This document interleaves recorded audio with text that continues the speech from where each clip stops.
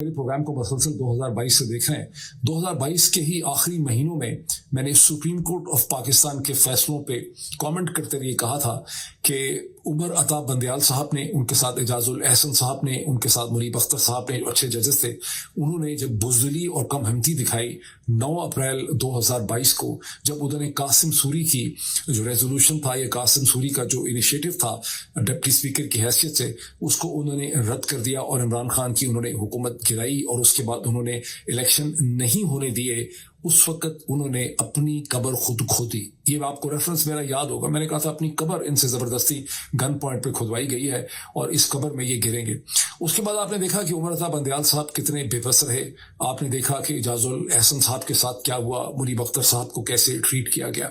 اس وقت تو ویسے یہ لگتا تھا کہ صرف سپریم کورٹ کو دفن کیا گیا ہے. اب لگتا ہے کہ پوری کی پوری پاکستان کی جو عدلیہ اور نظام انصاف ہے وہ سپریم کورٹ کی غلطیوں کے نتیجے میں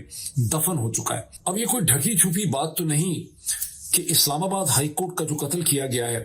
وہ صرف ایک وجہ سے کیا گیا ہے تاکہ عمران خان اور بشرا بی بی کے خلاف اپنی مرضی کے فیصلے حاصل کیے جا سکیں. لیکن جس طرح سے 2022 میں نے خوفناک پریڈکشن کی تھی سپریم کورٹ کے مستقبل کے حوالے سے، جو پوری ہو گئی ہے بدقسمتی سے،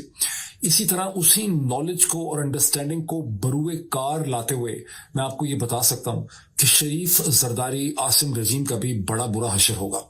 کیسے ہوگا مجھے نہیں پتا، لیکن جب آپ ایک نظام کو ہی تباہ کر دیتے ہیں، جب آپ ایک سسٹم کو ہی تباہ کر دیتے ہیں، تو law of in intended consequences یہ کہتا ہے کہ اس کے اثرات آپ کو بھی برداشت کرنے پڑتے ہیں. جس طرح سے عمر عطا بندیال صاحب کو اور سپریم کورٹ کو اپنی کرنی پھر بھرنی پڑی، اسی طرح سے شریف زرداری عاصم رجیم کو بھی ان تمام چیزوں کا حساب چکانا ہی پڑے گا.